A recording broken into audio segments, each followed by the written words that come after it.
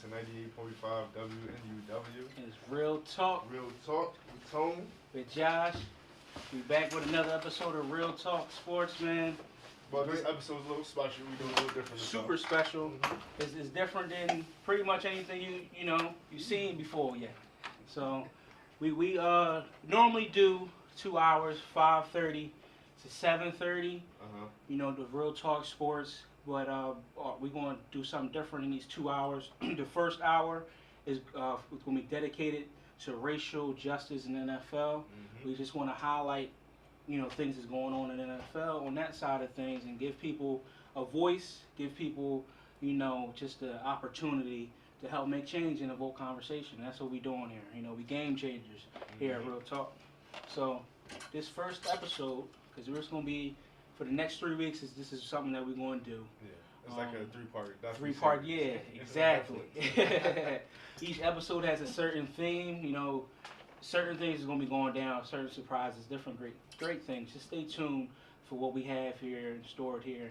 But episode 1 is called the Kaep Effect.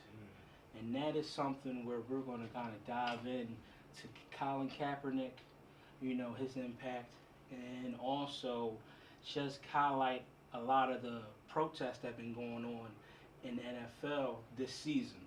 Highlight some issues and just talk about certain topics surrounding the protests this season. So we're going to start from the beginning is where we got to start, with this whole situation with Colin Kaepernick. Yeah, for sure.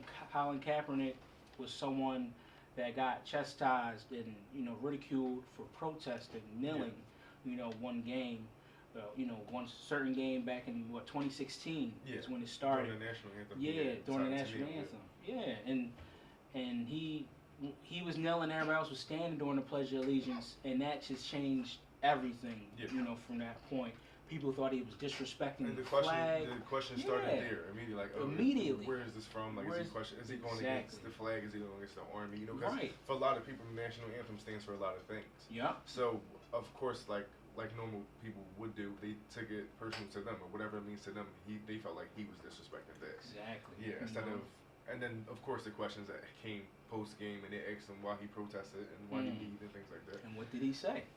And he said that he's using his platform for a racial injustice. Racial injustice, yes. Yeah, for sure. For black, communities, and his people isn't being represented, and this is a country that stands for justice, liberty for all, but a certain group, the minorities, are getting looked and ain't really seeing the justice and the liberty, and the freedom. They're not seeing all of that. Yeah. So he just wanted to use his platform for that. And a veteran even told him that this was the best way on the national stage to kind of get that message across. So he sacrificed his time, his money, his reputation, all for the greater good. Yeah, and I love the fact that it was Kaep, because once the questions did come, the way he spoke about it and how well he put together, like, you could tell it was planned out. It's not like he just up and did this, like he woke up Sunday morning, it was like, I'm going to protest. The way he answered the questions, he was prepared. He was ready. He knew what he was going to do, and I think he managed it very, very well. And he communicated very well what he was protesting. I know he didn't leave any questions. Yeah. So I don't understand how the narrative changed at some point, because he made it very clear, and he said, I'm doing this specifically for racial injustice for African American people in this country, and it was simple as that.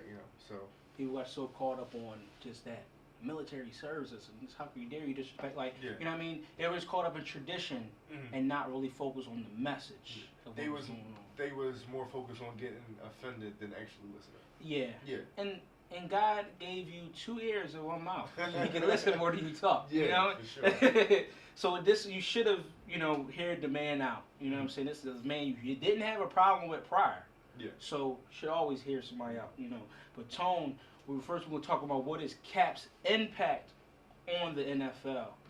And Tone, what do you think what impact did he leave on the NFL? You think? I think at first, like with all change, with all protests, it's always met at first with anger and like envy, and questioning. So at first it was more like, why is he doing this? Some people felt like it was unnecessary. Some people felt like he was like doing too much. And of course, the statement came, just play football and things like that. So at first, the impact was kind of shaky, and I feel like it kind of steered a lot of athletes away from it because they didn't want to get the ridicule that Kaepernick got. Yeah, so they kind of stayed away from it. But shouts out to those athletes who didn't, who understood what this was going to do in the long run. And as we see now, the impact is very, very big because we have that happen in 2016, and now the first game of the season, either every team lead or they stay inside. Either or protest. Protesting, and they got to the point where the NFL, the higher up people in the NFL and the commissioners were looking down at this protest, and now it's to the point where they feel like they feel like they know they have to listen now, and it's not just somebody being rebellious. This is a real protest, and they know that now, and that's why they handled it the way they handled it the first week of the season. I agree. That impact, protesting was something that was frowned upon before. Now this is something that is smiled on. Like, this is something we accept. We want protest. We're allowing it because it's letting our players, extend their voice and create change in their own ways, and it's crazy because he awakened people to police brutality back then, and you see it's even more evident now. And the protest even means more now because it's still happening. So, and we always can reflect back on Kaepernick and see a starting point within the NFL of saying, even the NFL seen this in 2016, and they started to make changes and say things about this. So it was definitely a landmark as far as that. Yep, and I think it also, the impact that it had, it opened up the Players Association. It made them more effective and more useful. We seen the Player Association really had to come into play and help make change. You've seen guys like Malcolm Jenkins become the leader. Exactly, Philly in the building, and made sure things, questions that need to be questioned and answers that needed to be answered. Exactly. He took that initiative himself and became the leader of that. We had guys, other guys just from different organizations just come together and try to help create change and try to spread Cap's message. Helping these local communities. Like Malcolm Jenkins, taking the local aspect. When he was here with the Eagles, he was down there talking to the police departments and stuff, helping how can we create that narrative, change the narrative, or how can we create a bridge, bridge the environment from the community and police officers. You know what I'm saying? Especially like the black communities. That when officers come in, we get weird. Like because before back in the day, police officers usually kind of were friendly with the community. And they were friends with them. You know what I mean? They took time for that. You don't have that now. Talking with the elders and things. The POW groups and things like that, where they would take these kids and play basketball with them. And that whole element of the police district is not there anymore at all. So Malcolm helped that. We only get the other aspect of it. Yeah. Malcolm helped try to step in to change that narrative. Even like Kenny Stills when he was with the Miami Dolphins. He was heavy down in the communities, trying to bridge the gaps with the police and the communities and things like that. The Player Association trying to make sure that the black communities get money funded towards them, and they also help the NFL step in and try and provide money to organizations that help for racial injustice, racial justice and things like that. And it's all because of Cap. He awakened that, He awakened the opportunity to even happen. So we appreciate Kaepernick for just showing who that you sacrifice your money, your time, energy, all of that for a greater cause and the big impact it has all the way from 2016, like you said, to all the way down to 2020. So congratulations to Cap on that. So we're moving on. Kaepernick, now we in 2020. Kaepernick, like I said, his effect goes all the way down to now. And we seen now a lot of organizations tote Black Lives Matter and show the support. We even had some of our own games do show that support. When you come on the screen, it's Black Lives Matter, things like that. One game in particular we'll be talking about is Madden 21. They had the initiative up there. We got our fans out there showing love. That's great, showing support. But he had people Madden show their support for the initiative with the slogan of Black Lives Matter and kind of like go into detail of it. But Madden also just put Kaepernick back on the game. He hasn't been on the game since 2016. They put him on the game for As a 21. free agent, Yeah, as a free agent, people could play with him, things like Yeah, that. of course, You start know, the for franchise. Yeah, Yeah. of course, that's your first time.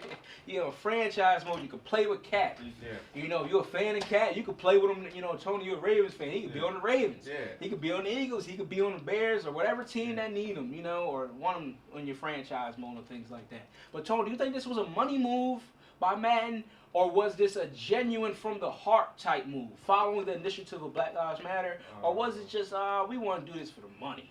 I'm as far as right now, just not just with Madden in general, but as far as everything, I'm kind of 50-50 on it. 50-50. I'm not too sure because a lot of time I haven't roamed this yet because it can easily be like just something to count, like the token thing, like you could count like if we put crisis Kaepernick, control. Yeah, exactly. If we put Kaepernick on this man, we'll sell more. Like it's popular right now. It's cool. But like, let's see Madden 22. If he's still a free agent, let's see if he's on that one. Okay, I see if it's really because if it's genuine, you're going to make sure it's there. You're not going to have to fill the room and see if it's okay now or see if it's a cool move. If you're there, you're there. If you're there to support, you're there to support. And I was saying the same thing with 2K because they own like the My Park and the My Player things. They have like Black Lives Matter things everywhere, and I'm like, oh, this is cool. Like I appreciate the fact that it's there, but I want to see if it's genuine or not. Like, if this is something that's going to last, or if it's something that just like, okay, cool, like this is popular right now, let's put it on the game. Let's not be irrelevant. 50-50. You know? So I want to see over time. I want to see if it's genuine or not. Because over time, you would know. You would definitely tell. You can tell who's genuine over time. Yeah, you can see their heart.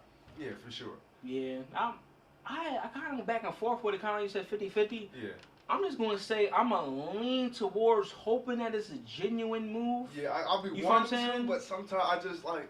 Because if you look at the climate of like how the George Floyd situation happened and just, you know, how it was, you kind of could tell who was genuine, who wasn't somewhat. Yeah. But I feel as though in this point in time, there's a lot of eyes being opened. And this is a time for education. You know what I'm saying? People are kind of really understanding the black plight and understanding how it is in these communities and really trying to listen, you know, for real, for real. So I would just hope that they did it as a genuine move because this is helping push the narrative or help invoke education, invoke change, conversation, you know? We are going to do our part. We have a platform. We're going to use it. This is genuine, so we're going to do that.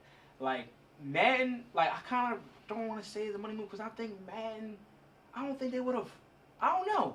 I feel as though they would have sold regardless. That's why I feel as though. Yeah. So I don't know if it was but not necessarily sold, but more so like what's going to keep us, but like what's going to keep us talked about. Because of course you're going to have your consistent. Like players, because like people like me and you and people who play football, who enjoy football, who want to play it on the game. Yeah, so when Madden come out, we're going to buy it because we enjoy the sport so much. So those consistent fans are going to be there. Just like watching the Super Bowl, even though the Super Bowl it could be the two worst teams ever. That's the viewing's going to be there because we have those consistent fans who just love football. Yeah. So like the sales was going to be there. But as far as actually caring about us and caring about what we say and how our feelings, I don't necessarily know if I'm too so on them actually caring, or if this just was like a popular move for them. You know? Like you said, it probably you could see more as it goes on. Yeah. How much do you care at least? Like the level. Maybe they care, but how deeply? Do you care to the point where you might get some criticism? You know, like are you not to say like that's the line for me? Like not to say like man got to put their whole franchise on stake for Black Lives. No, that's not what I'm saying. But are you willing to do something that you know everybody won't agree with, but you know is right? Yeah, I see. Are you willing to do that? Makes sense. Yeah. So we'll see in due time. I'm gonna just lean. I'm gonna lean on you, and just hope that you did this from your heart. And you see the climate. Like, look. These people, we got a platform. We want to create change. We really want to do this. We want to be known as an organization that helps and not hurts. Yeah. Maybe, you know. So I'm going to lean on Madden doing the right thing. But Tone, what do you got us for our first music break? So for the first music break, I want to keep it, since the environment's already there, we're talking about the black fight. Well, more so, we're going to go towards black excellence because that's where we're going, you know? Exactly. So lay it on us, man. This is, like I said, this hour we are talking about racial justice in the NFL. We are definitely going to get to the latest news in the NFL and NBA. That's going to be in the next hour, you know. we gonna definitely get to those things. There's stuff we gotta talk about there. But like me and Tone are discussing, we want to use our platform for change any way we can to invoke conversation in your cars, in your homes, wherever your respective places is. We want to just give a voice to the voiceless. So, and we also give opportunity for y'all for people to call in and talk, or we have people in the studio that will also wants to chime in on certain things. So so we will not you say yeah. we got room to kind of give some feedback from the locals as well. So yeah, so when we get back, we taking callers. The call number is 610-361-5485. Once again, 610-361-5485. So so call in, and you could be a part of the segment that we got coming up, where we would just want to hear about your favorite protest and how effective is it. Pretty much, that's what I want the listeners to kind of chime in. For favorite protest in the NFL that's going on, any type. It could be kneeling, it could be the commercials, it could be the stuff on the helmets, it could be Black Lives Matter on the field. Any form of protest is protest. Any form. Yes. What's your favorite? Is how is it most effective? We're gonna go into details. But Tone, it is with his music break.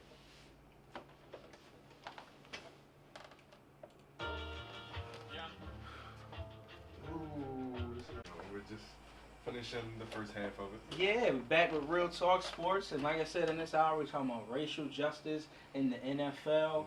We just the music that's played in this hour is kind of catering to that agenda. Sure. So be part of the change. Be part of the change. Don't be part of the problem. So now we're going to talk about a team that has shown that they want to invoke change and use their platform to help that happen. And this team I'm talking about is the Miami Dolphins.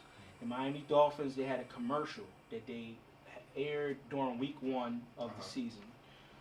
This was prior to their opener. Yeah, prior to the opener, and they basically said their plans of their protest, or what they were going to do for week 1, which was they were going to stay in the locker room during the national anthem, and they even had lift every voice in saying is even used during the games. You have the national anthem and the lift every voice can sing. So that's another thing that people are doing. But they were going to stay in the locker room, period, until it was time to play. And that was their form of protesting. And they had a commercial that basically said what they were going to do. So Tone, I just want you to elaborate on why is it so important that they had this commercial? What's the importance of it? That they had a commercial about this whole situation. The importance of this is the importance of everything that's been going on as far as the protests and just everything in general is just educating, talking and communicating. Because we need to communicate the problem and then educate each other on where the problem started, how it happened, how we can go forward from this problem, and why we're doing what we're doing. Exactly. And the Miami Dolphins did that perfectly as a whole organization. And it's different because as we seen everybody else protested it, and it was kind of like we somewhat understood it because we just assumed the whole NFL was doing it as a whole. Yeah. But them as a team, they said why they're doing it specifically, their reasons. It's not just as vague as, hey, the NFL is protesting week 1. This is why we're protesting. This is why we're staying in our locker room. And they did it. And they did that very well. And like I was saying, even with the Kaepernick thing, I was glad that it was him because it was well spoken and you can get your point across and they can understand what you're doing. Yeah. And they don't give questions. Yeah, and no question. And they don't give rooms for no questions at all. So I love the fact that they did that, and I love the way that they did that. I think it was perfect. Very good. And going off what you said, at the end of the commercial, their coach Brian Flores, he even said they answered all your questions. Exactly. You know what I mean? So you don't there's no reason. nothing. Yeah, there's no reason to be in the post game. Hey, why didn't you come out on the field? Yeah, answered all your questions. Your questions are answered. And I love the commercial. It was very dark lighting. It was a spotlight on their faces. Yeah. It really zoomed up on their face so you could just feel the emotion and really see look, this is it's a serious tone. You know what I mean? Very serious tone throughout. And they all had said interesting quotes or things that basically caught people's attention. They said certain things like, don't publicize the budget. You know what I mean? If you come out and help the change, we'll shut up and play. Yeah. Certain things like that. They said things where it kind of shows you, Tone, it shows their comments and all the things they said, shows that they're aiming it towards the owners in the NFL. Yeah, the higher ups that are looking down towards this protest. And it's important that they did this commercial because, for one, Brian Flores is the head coach of the Miami Dolphins. He's a black head coach. Yes. It shows that him and his team is bought in to this. The whole team said something in that commercial. It's like a 2-minute commercial. Exactly. You know what I'm saying? Yep. They all said like a quote and things, and they're leaders and captains. Everybody's bought in. This black man, he brought together the team. It shows unity that they are here for the cause. And they also have a black GM. So and their owner is white. So it shows that he's with, the Miami Dolphins organization is an example of change, an example of Black Lives Matter. You know what I'm saying? So they're a representation of it as a whole. And then they did it perfectly all around because, like I was saying, they showed you and they told you exactly what their problem was. Yeah. And they gave you solutions. No vague stuff. No vague. There's no gray area. It's very black and white. Yeah. It's very black and white. And they push. Yeah, they push. I feel like if we just keep communicating like that and we keep doing things like that, change will come. Change will come. There's no way it can't. Yeah. There's no way it can't. Because you're pushing, and like you said, like we was talking about, they push the owners to make a change. These are people that have the dollars and the resources. Exactly. And they said, look, don't just publicize your budget. Don't just say you're putting money here. We want to see action. You know what I'm saying? And if you stand up for change, or if you say something, we could shut up and play. Because there was a lot of owners that didn't say Black Lives Matter for a long time. Yeah. You feel what I'm saying? That didn't have the support of their players. That's why I was saying I don't feel like everything is just genuine, because when it comes to a point where you have to be on this side or that side, and this side means you're okay, it means you're safe, and that side means you're going to be criticized and looked at in a bad lighting, everybody's going to come on this side. Yeah, of course. Exactly. But when you had your leeway, when you had your opportunities to say what you wanted to say, nobody said anything. Right. Nobody said anything. Yeah, and it shows, and the Dolphins is pushing people. So it's a form of education. So people that watch that, you know what I mean, people that are black, white, whoever, people watching that like, wow. You know what I'm saying? Equality does matter. Liberty does matter. Like, you know what I'm saying? They can see it because it's continue pushed in their faces, and they can see that people are coming together, and that team is full of black and white people with different races. You know, there's like a melting pot. And you can see people can come together for a common goal of football, common goal of everything, and for change.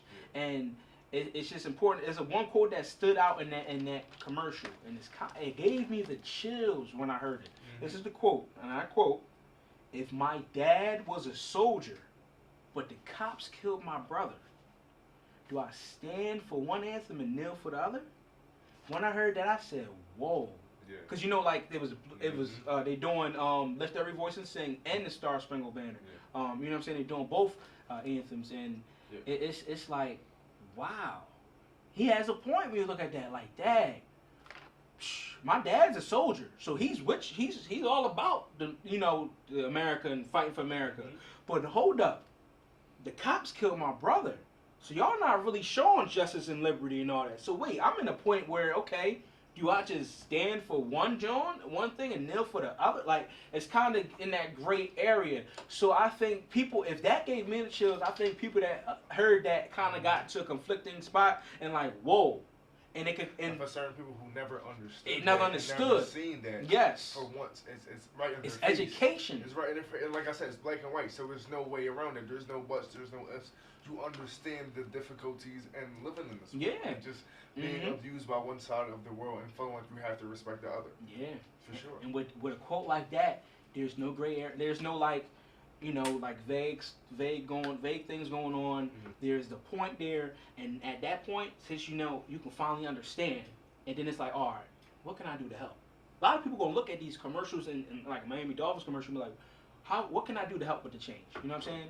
And if they could see that an owner, like the Miami Dolphins owner, is behind this, other owners, and he's friends with owners, you sure they're all cool, he could be like, other owners he could kind of spread the fire to the other owners, like, let me get behind all this. And these people know people. When the dollars come and you put the money behind things can change. So that could all help. So I think that was a very important commercial, and it was important because it touched the people that can really invoke change even more because they got the resources to do it, which is the owners and the people that had a lot to say before a lot to say back in 2016 when Mhm. Kaep did this stuff originally. So I think it's a very good commercial by the Miami For Dolphins. sure. Congratulations, Miami. So moving on, another protest that was going on in another city, Pittsburgh. Pittsburgh, kind of home to us, Pennsylvania, home state. It's actually our capital. Back down to Pittsburgh. Well, actually, Harrisburg. Harrisburg. Sorry, but it's closer to Pittsburgh. Closer to Pittsburgh. Closer to Pittsburgh than Philly is to that. Yeah, relative. We saved still you. don't make sense. It still don't make sense. We saved you. We cleaned you up. Yeah, y'all cleaned me up. But let's be real here. Philly should really be the capital, and I never understood that. It was before. Philly was the capital of the whole state. Yes, yeah, so exactly. I don't understand. We're not even the capital of our own state, so it doesn't. I don't know. It's just, I don't know. I don't know. Yeah. It's just they got a lot of I don't know. I thought you just do a star on a map.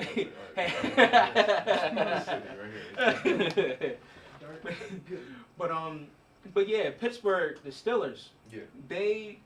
Another form of protest that's been going on is putting in the back of the helmets there to put different names. People that are affected by police brutality or certain things surrounding social injustice and things like that. So they all agreed that they would have a certain name in the back of their helmet, which was Antoine Rose Jr., who was a guy that was affected. He was 17. He got killed during a traffic stop. Yep. So they kind of wanted to shed light on that situation. So they all agreed that they were doing that, but their left tackle, Villanueva, he said, "No, I'm gonna put." Don't kill me for killing his name, but I want to say I'm gonna spell it ALWYN, and then his last name is Cash. So he wanted to put his name in back. Something, I don't know, but we're gonna just say A Cash. They want to put his name in the back. He wanted to put that guy's name. Last minute, that's what he did. So who was this exactly? Huh? Who is this guy? This guy is a military guy. He's a black guy that faced discrimination. He had some challenges over in the military where he was at, stationed at. Right. So he got killed as well. So he wanted to kind of just shed light on that. Yeah. And so Tone, is there a problem to have divided protests? Because last minute he just bailed out. Look, I'm putting this name. He put tape out and covered the name that it was and put that guy name. I mean, is it a problem that be divided on it if we, coming together for this goal? I feel like it shouldn't be a problem because if you take a step back and look at the bigger goal, it's to shed light on African Americans who faced adversity due to racial injustice or racial problems in general. Yeah. So I still feel as though he's protesting, and the same way we feel as though not everything that we say, the same way we feel like the name on the back of everybody else's helmet should be respected. He feels as though that should be respected. Yeah, the same way he feels as though about the guy name on the back of his helmet. So the same way we want that respect, I feel like he should get that respect, and it's not going against our protest. He's doing the same thing that we're doing. His end goal is the same thing as our end goal. His route is just a little different. He's just going a little different. So it's not like he's going against us. We're protesting to do the same thing. He's just shedding light on something that we're not shedding light on. And that's smart. And there's no. I feel as though there should be no problem with that. No problem. If we're all trying to do the same thing. Bring change. Shouldn't be no problem if he said this name or that name. So it's the goal. Yeah, it's the goal, and it's like, just because he did that, now we know about both of these people, and now we're having this conversation just because he made that move at the last second. Exactly. And then it's going to inform more people, and then more people are going to talk about it. So I feel like every way should be respected. As long as we all doing the same thing, trying to get the same end goal, the protest should still be respected. I like your answers. I like it. You broke it down pretty good. So how do you feel about it? Do you feel as though some people might have been a little slighted by it, or felt like, because this is the same guy who before, prior when they all decided to stay in the locker room, he was out there in the tunnel. And I was about to say that. He did the exact same thing. But also with that, I feel as though because he was in the military. Was in the military. He served three times. He served 3 tours in Iraq. Yeah, 3 tours. Yes. So the same way we want our lives respected and our problems and our child's respected, he won his. He won his. Yeah. So and it's not. in that specific moment at that time, I don't feel as though he was going against us. Yeah. He was representing what he stands for. He and was. He liked what he stands for. And that's something that's really, really personal to him because he went through that. That's similar, very similar to somebody if their parent or something like that got killed by the police and the NFL was doing something pro-police and they decided to step to the side and not respect it. And it's the same way that they expect respect from him, they should be the same vice versa. Yeah, it should be the same vice versa. So I don't feel as though he was necessarily going against the protest. He was just respecting who he is. And to him, that national anthem probably means a lot. Because his life was on the line for that fight, you know? And it's something that I can't understand that you can't understand because we never did that. But he knows because he's been there. So I feel as though we should respect it. Just like he don't know what it's like to get pulled over and feel like you might not make it home. Yeah, but he don't. He don't know that. He's never been there. He can't feel it. But he still should respect it. So it should be. Both vice versa. It should be vice versa. I don't really got the 2017 part, or 2017 stunt when he came out. I have a problem with that. Just the fact that that was once again it was a last minute thing. They all agreed to go in the locker room, and then it came. You did what you did, and then the leaders and stuff bashed. They were bashing over it. That situation when he did that, and then they said that performance hurt them in that game as well. I didn't like that one. I don't like the backlash behind it. But if you, I know it's very hard to do. But if you take emotion aside and understand each other and just communicate about it.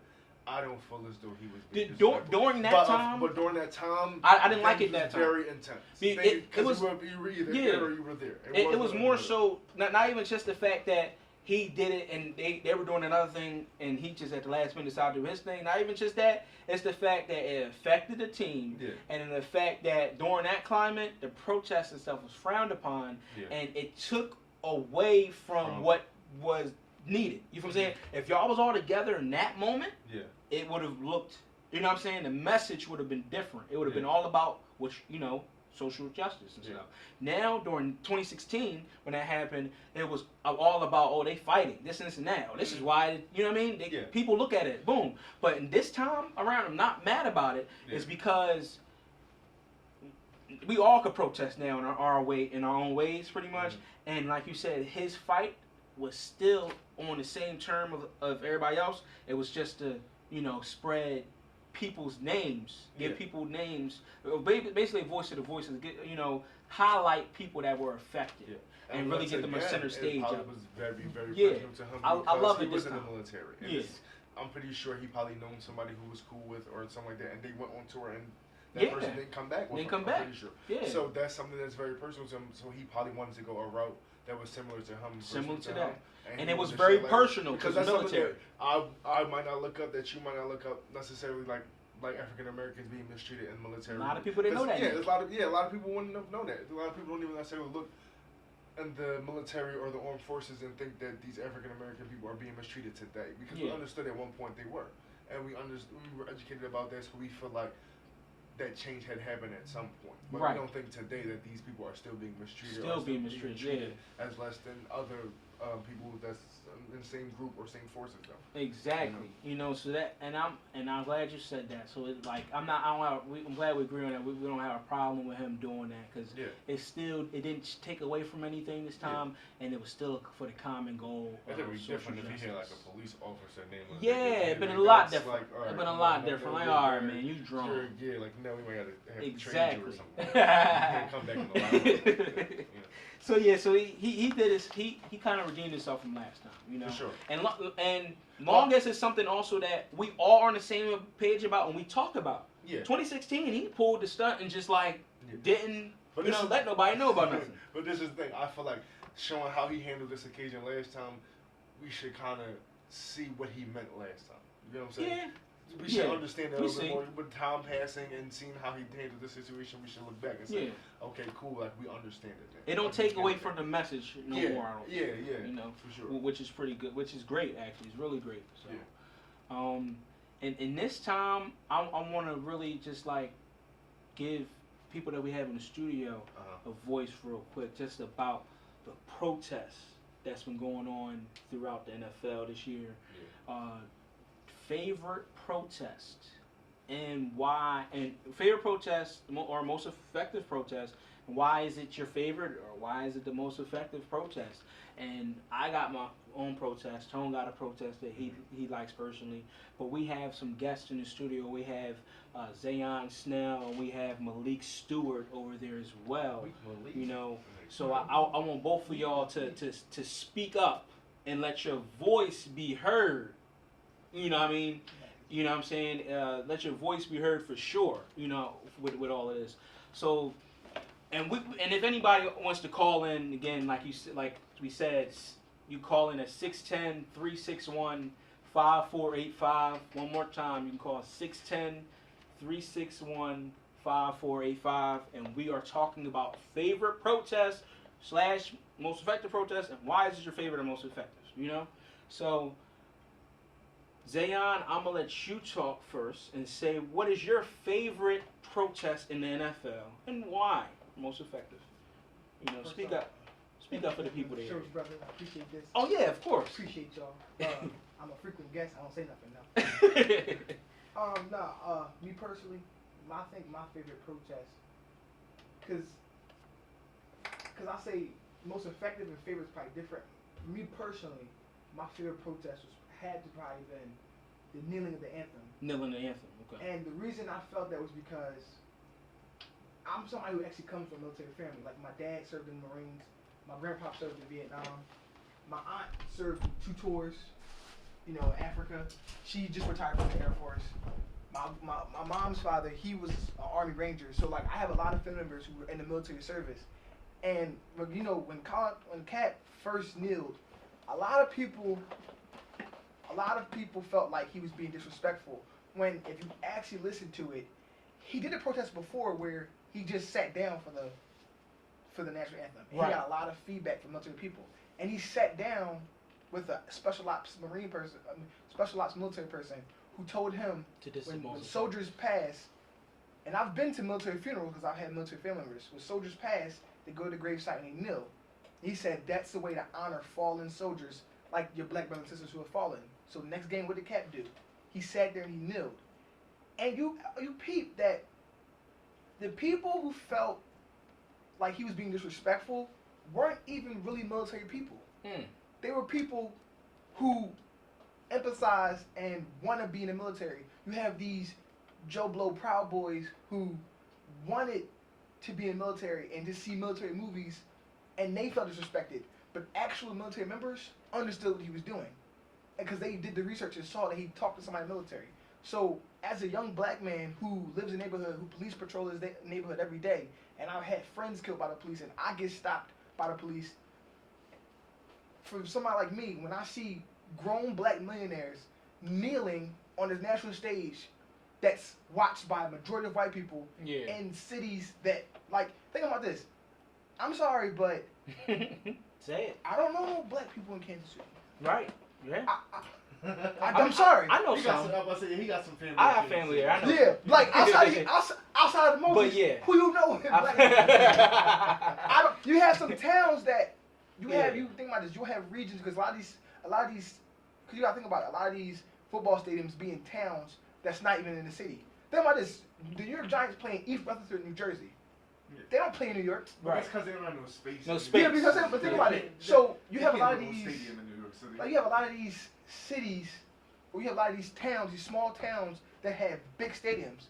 And a lot of these small towns are conglomerate, white people who don't care about what happens to black people. So you go to these stadiums, and you sitting there kneeling. It resonates with me personally that I see brothers kneeling, and that shows me like they care. Like that's a statement. Yeah, because they know where it like reacts. They know what type of reaction it will get, and they still do it.